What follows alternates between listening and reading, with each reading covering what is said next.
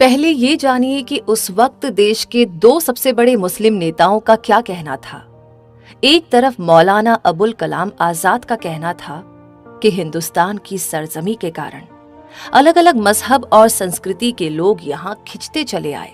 इस मिट्टी ने सबका स्वागत किया और यहाँ पर सबने एक साथ घुल मिलकर जीना सीखा है।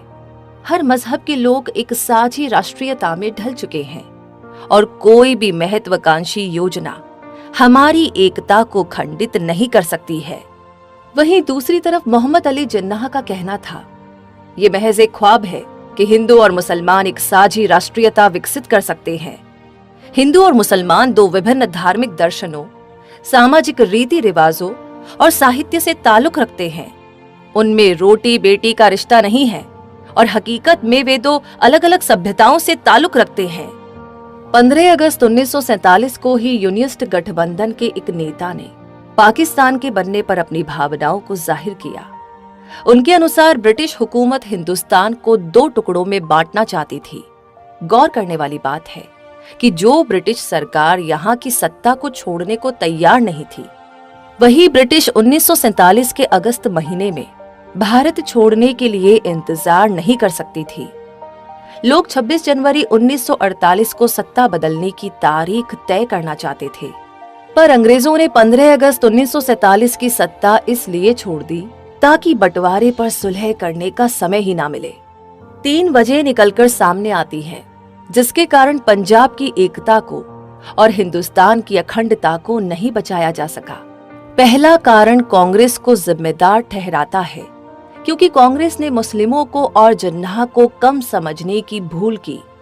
कुछ लोगों का मानना है कि गांधी और नेहरू ने मुस्लिम लीग के साथ अपने संबंधों में कई बड़ी गलतियां की। नेहरू को विश्वास था कि मुस्लिम धर्म पर बनी हुई किसी पार्टी के बजाय एक सामाजिक पार्टी को वोट करेंगे। दूसरी वजह थी जिन्नाह की महत्वाकांक्षी सोच, जो मानवता का कत्ले-आम नजरअंदाज करके अपने स्वार्थ के लिए एक मुल्क चाहते थे।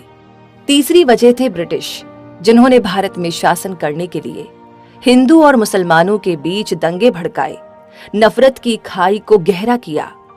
1946 की शुरुआत में भारत में चुनाव होना शुरू हुआ था।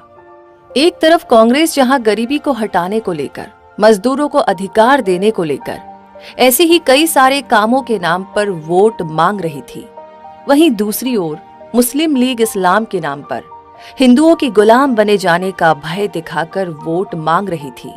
जिन्नाह ने तो लोगों से ये भी कहा कि अगर वो सभी मुसलमान एकत्र होकर जाति से ऊपर उठकर अपने लिए एक राष्ट्र की मांग करें तो हम ये लड़ाई अभी जीत जाएंगे।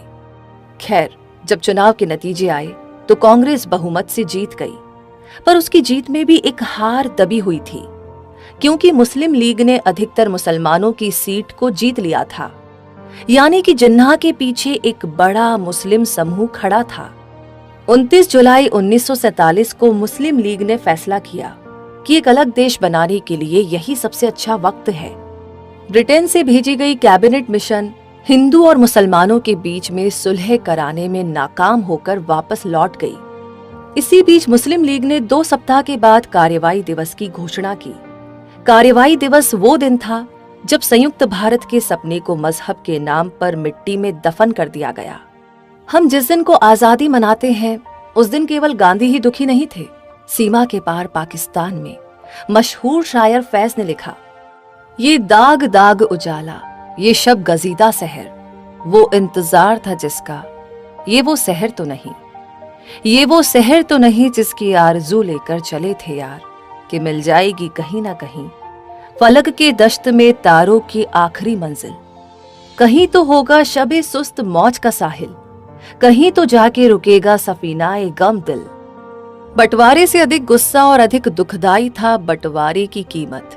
बंटवारा करना ही था तो कर लेते सब, मगर मजहब में अंधा होकर इतनी जानें नहीं लेनी चाहिए थी और खून खराबा तो नहीं करना चाहिए था। मुल्क के बंटवारे की वजह क्या थी, इस बात पर अब भी बहस जारी है, मगर उसके परिणाम के बारे में बहुत कम ही लोग चर्चा करते हैं। जो विभाजन 1947 में हुआ, 1985 तक उससे करीब 10 लाख लोगों की जान चली गई थी। हालांकि बहुत लोगों का कहना है कि यह आंकड़ा 20 लाख के करीब है। बंटवारे के वक्त ब्रिटिश हुकूमत की पहली प्राथमिकता थी भारत में उनके अफसरों की जान की रक्षा करना। वायसराय लॉर्ड माउंटबेटन के ऐसे कई सारे निर्णय थे जो गलत समय पर लिए गए और इस कारण से हिंसा का स्तर कहीं ज्यादा बढ़ गया। पंजाब के एक अधिकारी ने ऑक्सफोर्ड के एक नौजवान कार्यकर्ता को ब्रिटिश राज्य के बारे में बयान दिया, तुम अंग्रेज लोग निष्पक्षता के खेल में यकीन रखते हो। तुम लोगों ने हिंदुस्तान को उसी हालत में छोड़ा जैसा तुमने उसे पाया था।